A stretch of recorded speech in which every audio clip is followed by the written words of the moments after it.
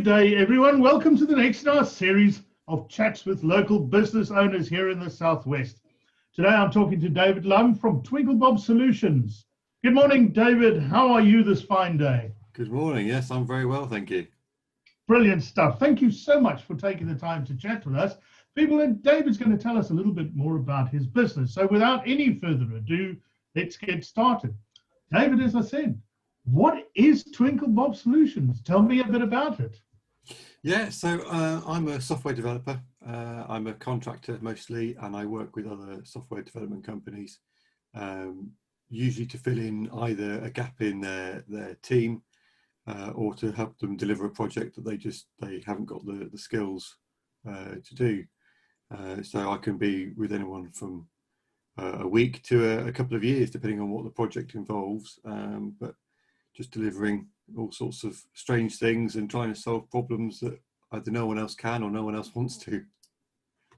Oh, brilliant. That sounds fantastic. How long have you been doing this? As a contractor, I've been going for about 4 years, but I've been a software developer for 11, 12 years.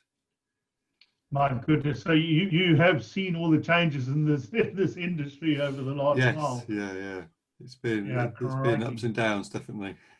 Yeah, I can imagine. Now, you said as a software developer, your target market then is, you said, other software companies. So who is your ideal customer? Yeah, generally I work with other software companies or in-house development teams. So really my target audience are other developers, but particularly those in senior positions who are looking to deliver a project and they know that they haven't got the capacity or the skills to do it. That's interesting. So they and some companies that don't really need that skill set on a permanent basis. Every now and again, there's a project that they need, and they need someone else, or it's a bigger project. That type of thing to help people flex. Yeah, that's right. Yeah. And right is, I suppose, being software and what we're doing at the moment, I don't suppose it's geographically limited. You can basically work wherever. Yeah, absolutely. I mean, there are some people that like you to work on site, and there's good reasons to do that sometimes. So working quite closely with the client, but yeah, I can easily work from anywhere in the world, really. So I've done contracts for people in Australia and for people sort of just down the road. So anything really, anything in between. And it is crazy. The whole internet has changed everything, and it's made the world a lot smaller place, which I think is good in a lot of respects. Yeah, definitely. Of course, the big thing on everybody's lips at the moment, and what we've come through is this terrible thing they call COVID-19. How has that affected your business? Yeah, it's been a little bit quieter than normal. I think in my industry, there's been some who've been quite lucky, and others who've been less lucky. I've managed to come out of it fairly unscathed, but it was a little bit quiet for a little while.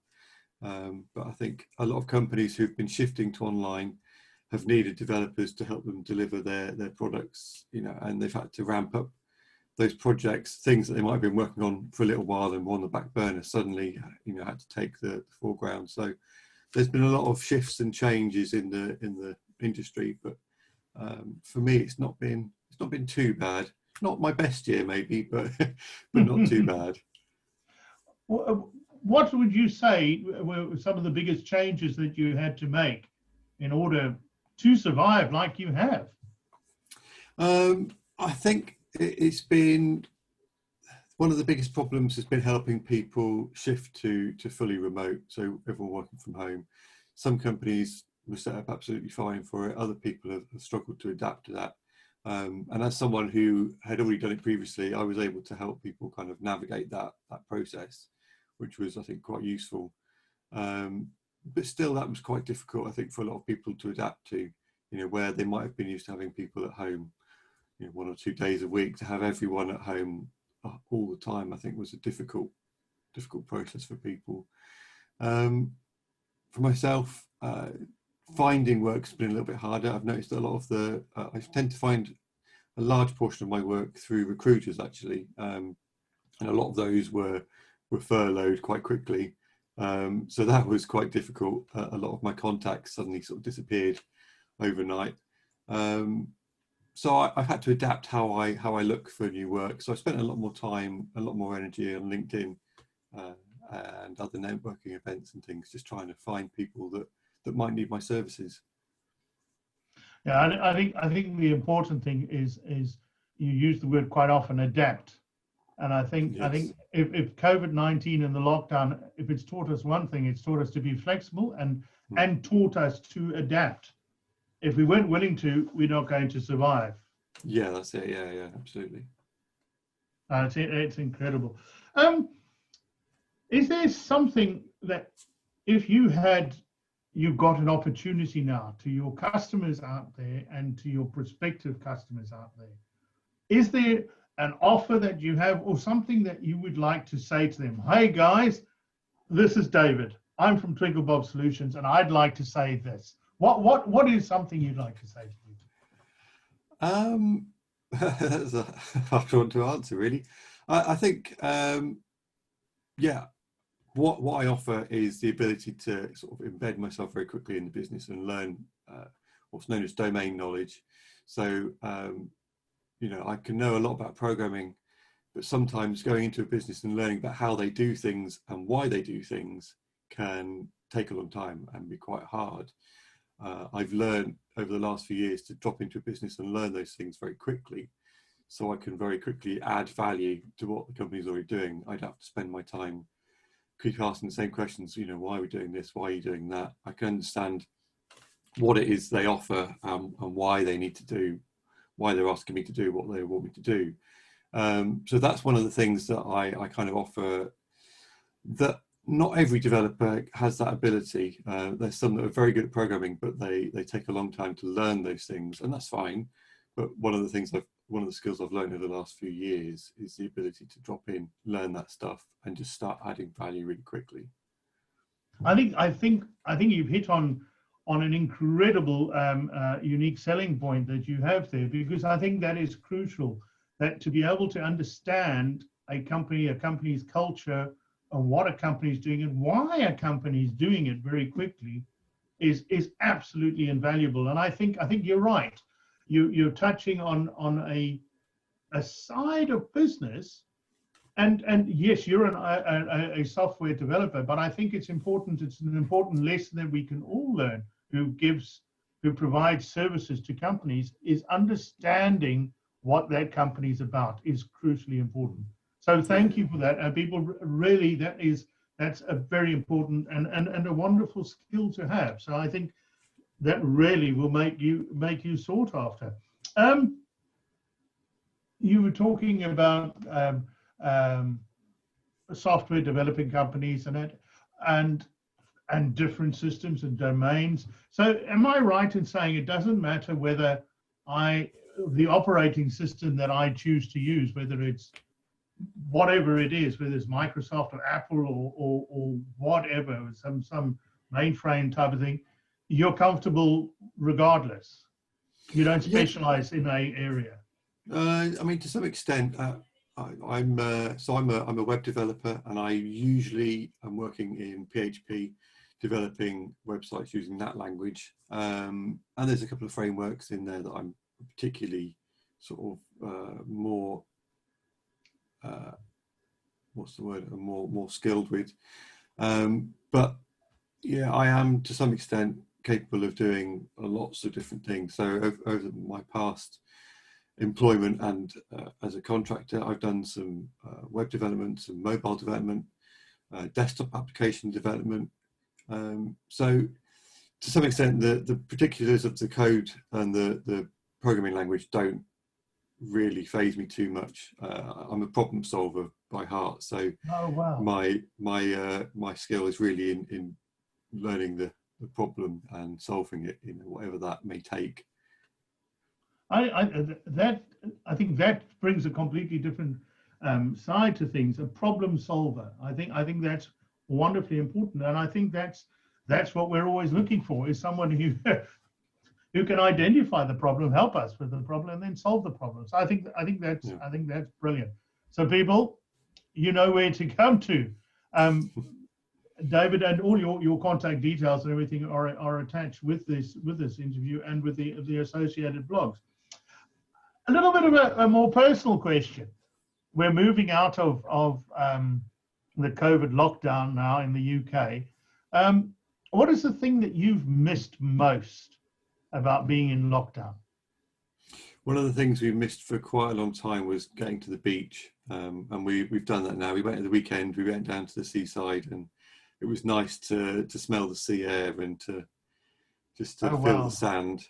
So that's been something that was difficult, especially those early sort of few weeks when we had gorgeous weather and we were all trapped at home.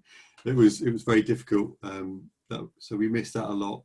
We're very lucky. We're out in the countryside and we've had plenty of places to walk, and it's been nice to spend a bit more time with my son and with my dog, and go out walking and enjoy all of that, because there's been less other distractions, and when the work has been quieter, we've been able to go out and really enjoy that. But yeah, I'm looking forward to shopping being a bit less of a chore in the future. That would be good. But yeah, no, I think. But one of the other things is family. I think we've missed being with our family. We've managed to see them now a little bit, but that's been hard as well.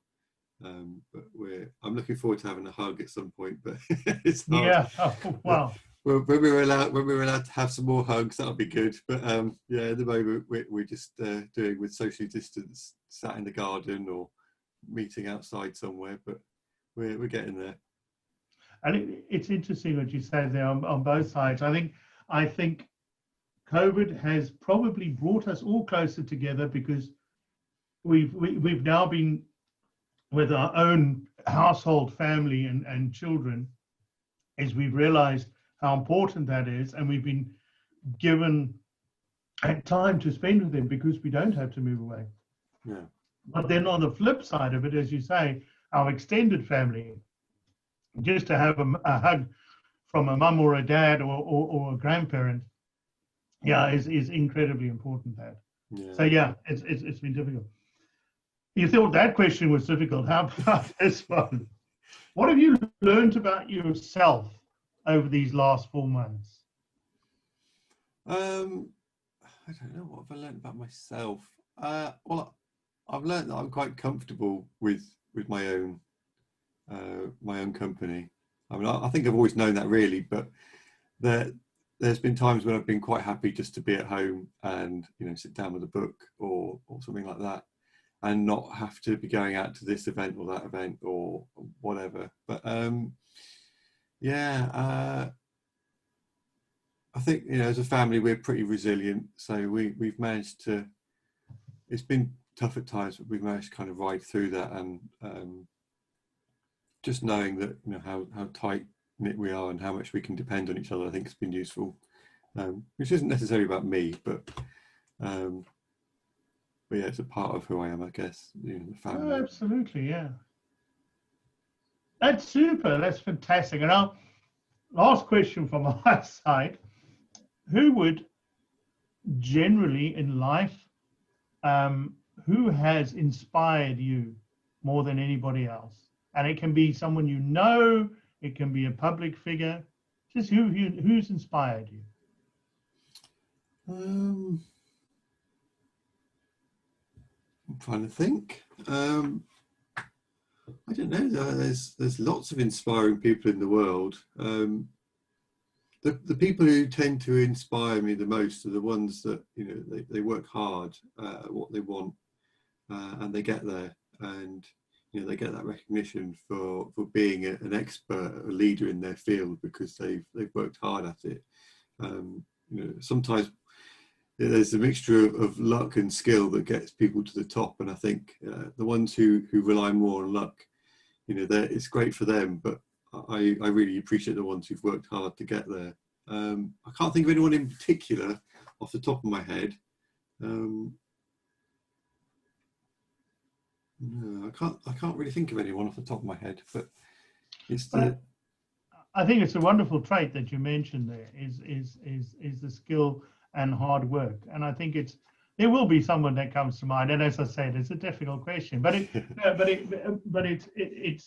it's it says something about yourself. Is that hard work and success inspires you, and I think that's important. That's wonderful. Yeah. Thank you very much, David. Is there anything else that you would like to say to your customer base out there and to people who are looking to use your services? Only that, you know, that I'm not available at the moment, but I'm always looking for new contacts for you know, to when I can do something for someone. I think, you know, it's important that network of people that I can help them, they can help me, you know, and at times, you know, we might be in touch for several years and we never do anything for each other, but that opportunity to help each other, I think, is always useful. So, you know, I'm always looking to increase my network.